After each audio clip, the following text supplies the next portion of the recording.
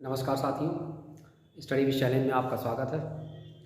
आज हम लोग अपने शिक्षा मनोविज्ञान के अंतर्गत रुचि और ध्यान छोटे लेकिन इम्पॉर्टेंट टॉपिक पर चर्चा करेंगे। जैसा कि टॉपिक के दो सेगमेंट हैं, फर्स्ट रुचि और सेकंड ध्यान, यानी इंटरेस्ट और कंसंट्रेशन।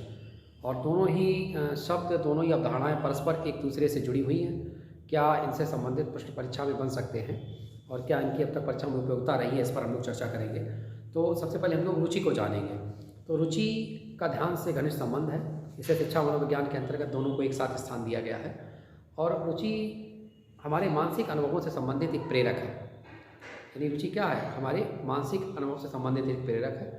और जैसा कि आपने ध्यान दिया होगा कि किसी विषय वस्तु पर ध्यान देने के लिए उस पर हमारी रुचि होना अत्यंत आवश्यक है। जैसे जीवन में जिस विषय वस्तु को हमने कभी भी इंटरेस्ट के जरिए देखा है तो उस पर हमारा ध्यान केंद्रित हुआ, ध्यानाकर्षण हुआ। यानी ध्यान के आकर्षित होने के लिए उस विषय वस्तु पर रुचि का होना आवश्यक होता है।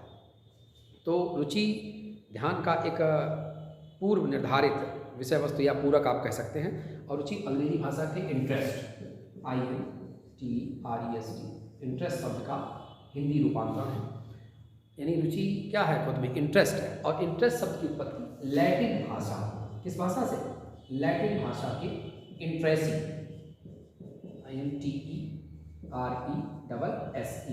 इंट्रेसी शब्द से हुई है। इंट्रेसी यानी इंटरेस्ट शब्द किससे उत्पन्न हुआ है? लैटिन भाषा के इंट्रेसी शब्द से। और इंट्रेसी शब्द का शाब्दिक अर्थ, यानी इंट्रेसी शब्द का शाब्दिक अर्थ क्या है?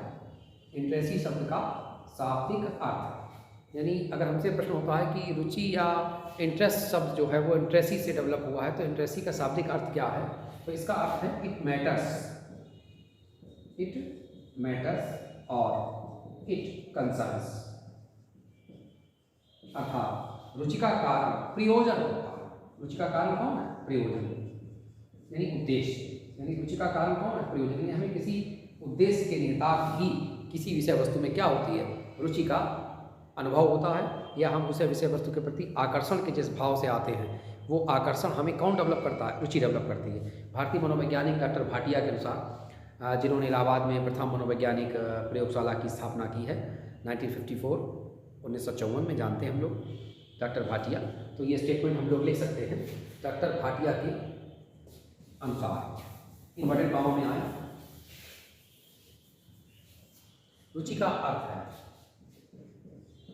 रुचि का अर्थ है अंतर करना। यानी क्या? अंतर करना।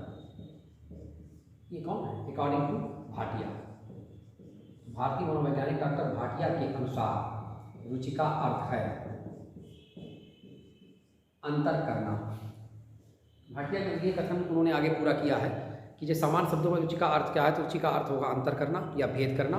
और कथन क्या कह रहा है कि रुचि का अर्थ है अंतर करना। हमें वस्तुओं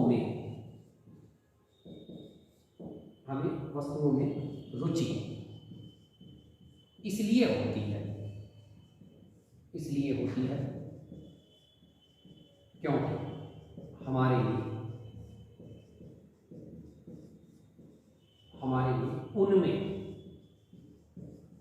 उनमें और दूसरी वस्तुओं में अंतर होता है।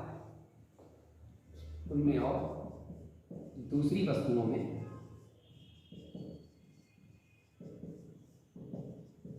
अंतर होता है।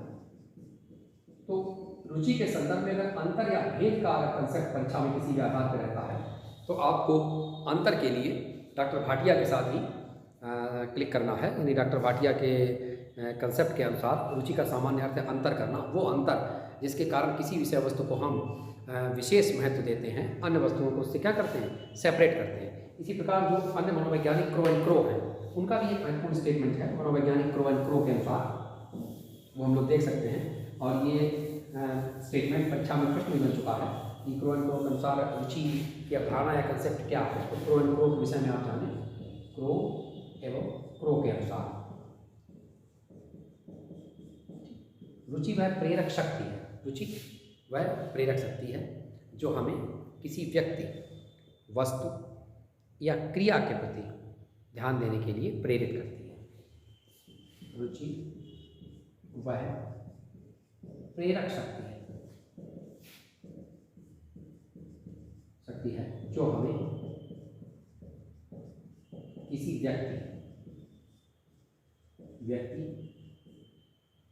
कौमा वस्तु या क्रिया के प्रति ध्यान देने के लिए प्रेरित करती है। ठीक, तो अगर रुचि का अर्थ है अंतर करना, तो अकॉर्डिंग टू डॉक्टर भाटिया, और रुचि वह प्रेरक शक्ति है जो हमें किसी व्यक्ति, वस्तु या क्रिया के प्रति ध्यान देने के लिए प्रेरित करती है, तो मनोवैज्ञानिक क्रो के अनुसार।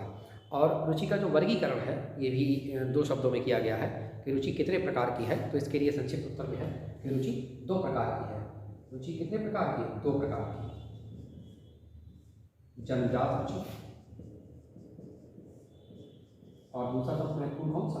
अर्जित रुचि। यानी एक वो रुचि जो जन्म से विद्यमान है, जैसा कि आपको नाम से स्पष्ट है। जन्मजात रुचि जो व्यक्ति में जन्म से पाई जाती है, और अर्जित रुचियाँ जो वो वातावरण से अर्जित करता है या ग्रहण करता है। तो जो हमारी जन्मजात रुचियाँ होती हैं वो हमारी मूल प्रवृत्तियों पर आधारित होती हैं। यानी कौन सी रुचियाँ मूल प्रवृत्तियों पर आधारित होती हैं, अगर ये परीक्षा में प्रश्न है तो हमारी कौन सी रुचि होगी? जन्मजात रुचियाँ, जैसे खाने की रुचि, पीने की रुचि, सोने में रुचि। ठीक, ये सारी जो हमारी जितनी स्वाभाविक रुचियाँ हैं वो कैसी हैं? जन्म से हैं, जो मूल प्रवृत्तियों पर आधारित है। मूल प्रवृत्तियों का सिद्धांत मनोवैज्ञानिक मैक्डूगल का है, हम लोग जानते हैं। मूल प्रवृत्तियाँ आपकी 14 दी गई हैं, और जबकि फ्राइड के अनुसार जो मूल प्रवृत्तियों का निर्धारण 2 वर्गों में किया गया, जीवन मूल प्रवृत्ति और जन्म मूल प्रवृत्ति। और प्रत्येक मूल प्रवृत्ति से एक संवेग संबंधित होता है, इसीलिए 14 मूल प्रवृत्तियों के आधार पर 14 संवेगों का निर्धारण किया गया है। तो रुचि कितने प्रकार की हो गई? जन्मजात रुचि और अर्जित रुचि। अर्जित रुचियाँ जो वातावरण से अर्जित की जाती है, जैसे पढ़ने की रुचि है, गाने का आपका इंटरेस्ट है, अभिनय है, ये सारी रुचियाँ कौन सी हैं? अर्जित हैं। और इसी क्रम में छोटा सा एक इस टॉपिक से संबंधित और फैक्टर है कि रुचि को प्रभावित करने वाले कारक, यानी फैक्टर्स अफेक्टिंग इंटरेस्ट। वो कौन कौन से कारक हैं जो किसी व्यक्ति की रुचि को प्रभावित करते हैं, या यूँ कह सकते हैं रुचि को निर्धारित करते हैं।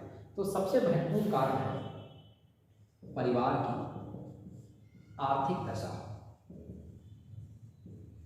आर्थिक दशा, जैसा कि हम लोग जानते हैं अर्थयोग है, इकोनॉमिक कंडीशन ही व्यक्ति के इंटरेस्ट के फील्ड के लिए काफ़ी हद तक उत्तरदायी मानी जाती है। और जीवन में आप किस तरह से किन परिस्थितियों में स्वयं को ढालेंगे, ये आपकी आर्थिक दशा पर भी निर्भर करता है। तो आर्थिक दशा। दूसरा महत्वपूर्ण शब्द है अवधान या ध्यान की कमी, इससे भी रुचि प्रभावित होती है। अभिभावकों का, यानी जब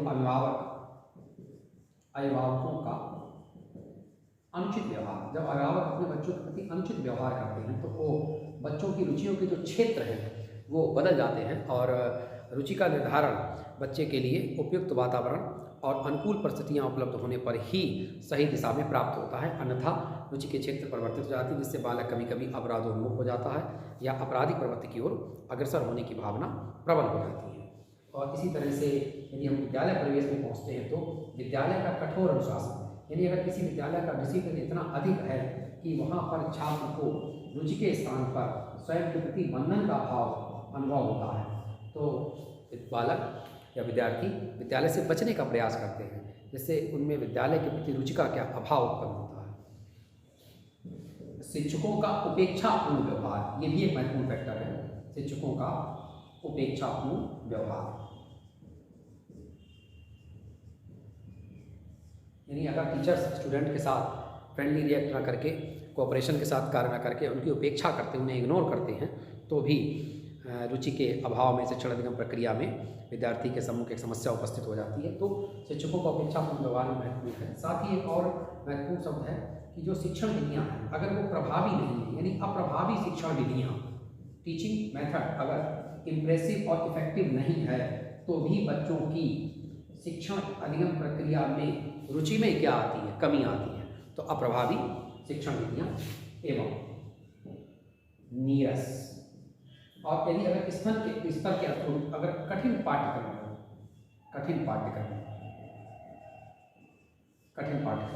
साथ ही एक और महत्वपूर्ण शब्द हो सकता है इसमें शारीरिक स्वास्थ्य।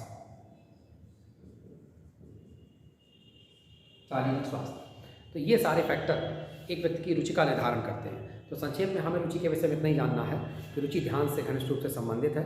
किसी विषय वस्तु पर ध्यान के केंद्रीकरण के लिए रुचि का होना आवश्यक है। और मनोवैज्ञानिक भाटिया के अनुसार रुचि का अर्थ है अंतर करना, जबकि मनोवैज्ञानिक क्रो एंड क्रो के अनुसार रुचि का अर्थ क्या है कि रुचि में प्रेरक शक्ति है जो हमें किसी विषय वस्तु पर विशेष ध्यान देने के लिए प्रेरित करती है। और इसी के साथ रुचि कितने प्रकार की है? 2 प्रकार की, जन्मजात रुचि और अर्जित रुचि। और रुचि को प्रभावित करने वाले कारक, ये छोटा सा हम लोगों को जाना था रुचि के विषय में। और इसी से संबंधित एक अगला टॉपिक आपके लिए जो है वो ध्यान है, जिसे हम लोग अपने नेक्स्ट वीडियो में चर्चा करेंगे। रुचि और ध्यान परस्पर एक दूसरे के पूरक माने जाते हैं। और रुचि और ध्यान के संदर्भ में मनोवैज्ञानिक मैकडूगल का जो एक स्टेटमेंट है उसे बहुत ही महत्वपूर्ण माना जाता है कि रुचि गुप्त ध्यान है और ध्यान सक्रिय रुचि है।